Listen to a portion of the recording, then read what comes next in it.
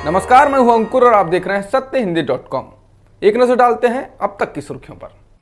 अफगानिस्तान की सत्ता पर काबिज होने के बाद तालिबान ने अपनी पहली प्रेस कॉन्फ्रेंस की है। इसमें तालिबान के प्रवक्ता जबीहुल्लाह मुजाहिद ने पत्रकारों से कहा कि किसी भी देश को अफगानिस्तान से कोई खतरा नहीं है। उन्होंने कहा कि इस मुल्क में महिलाओं के हकों का सम्मान इस्लामिक नियमों के तहत किया जाएगा और मीडिया को भी इन नियमों के दायरे में काम करना होगा।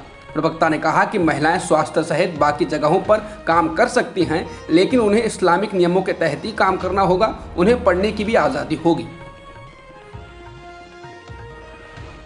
तालिबान के प्रवक्ता जबीहुल्लाह मुजाहिद ने कहा कि तालिबान ऐसी सरकार बनाना चाहता है जिसमें सभी पक्ष शामिल हों। मुजाहिद ने कहा कि हम कोई भी आंतरिक या बाहरी दुश्मन नहीं चाहते हैं, हमारी किसी से दुश्मनी नहीं है और अपने नेता के हुक्म के मुताबिक हमने सभी को माफ़ कर दिया है। मुजाहिद ने आगे कहा कि किसी से कोई बदला नहीं लिया जाएगा, चाहे वे सेना के लोग हों या फिर विदेशी ताकतों के साथ काम कर चुके लोग।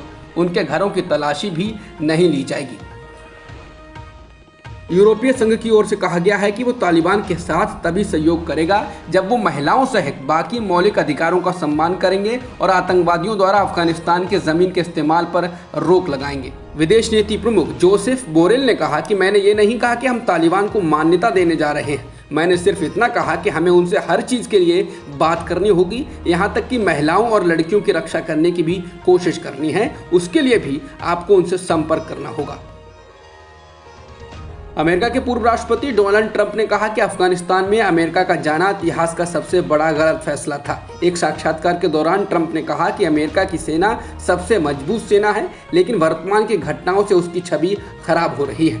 ट्रंप ने कहा कि हमने मिडिल ईस्ट को बर्बाद कर दिया और यहाँ जाने से अमेरिका का भारी नुकसान हुआ है। यहाँ जाने के फैसले के कारण लाखों लोगों की जान गई और करोड़ों डॉलर खर्च हुए। ट्रंप बोले कि 20-21 साल बाद आज एक बार फिर हम वहीं खड़े हैं जहां पहले थे।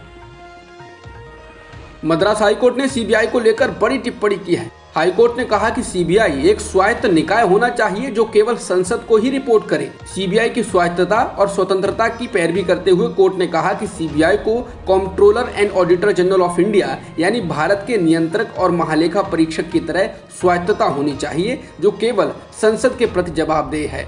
यही नहीं, मद्रास हाईकोर्ट ने कहा कि यह आदेश पिंजड़े में बंद तोते यानी सीबीआई को रिहा करने का प्रयास है।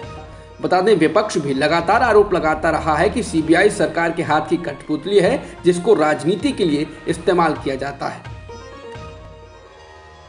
जस्टिस बीवी नागरत्ना 2027 में देश की पहली मुख्य न्यायाधीश बनने की कतार में है। मुख्य न्यायाधीश एनवी रमना के नेतृत्व में सुप्रीम कोर्ट कॉलेजियम ने शीर्ष अदालत में पदोन्नति के लिए 9 न्यायाधीशों के नाम की सिफारिश की है। जस्टिस बीवी नागरत्ना कर्नाटक हाईकोर्ट की जज हैं। वो देश में सुप्रीम कोर्ट के चीफ जस्टिस रहे ES वेंकटरमैया की पुत्री हैं। बता दें, देश में काफी समय से महिला चीफ जस्टिस होने की मांग उठ रही है। अपनी सेवानिवृत्ति से पहले भारत के पूर्व मुख्य न्यायाधीश एस ए बोबडे ने भी कहा था कि भारत के लिए एक महिला मुख्य न्यायाधीश होने का समय आ गया है। करीब 3 हफ्ते पहले असम मिजोरम सीमा पर हिंसा भड़कने के बाद एक बार फिर असम और मिजोरम सीमा पर गोलीबारी की घटना हुई है। मिजोरम पुलिस ने जहां असम पुलिस पर आरोप लगाया है कि उन्होंने मिजोरम के 3 नागरिकों पर फायरिंग की है जिसमें एक व्यक्ति घायल हो गया है, तो वहीं असम का कहना है कि गोलीबारी मिजोरम की ओर से की गई है। ये फायरिंग असम के हेलाकांडी और मिजोरम के कोलासिब जिलों की सीमा पर हुई है। महंगाई से आम आदमी त्रस्त हो चुका है, लेकिन ये कम होना तो दूर लगातार बढ़ती ही जा रही है। अब एक बार फिर रसोई गैस के दाम में बढ़ोतरी कर दी गई है। अब बिना सब्सिडी वाले घरेलू LPG सिलेंडर के लिए 25 रुपये ज़्यादा देने होंगे।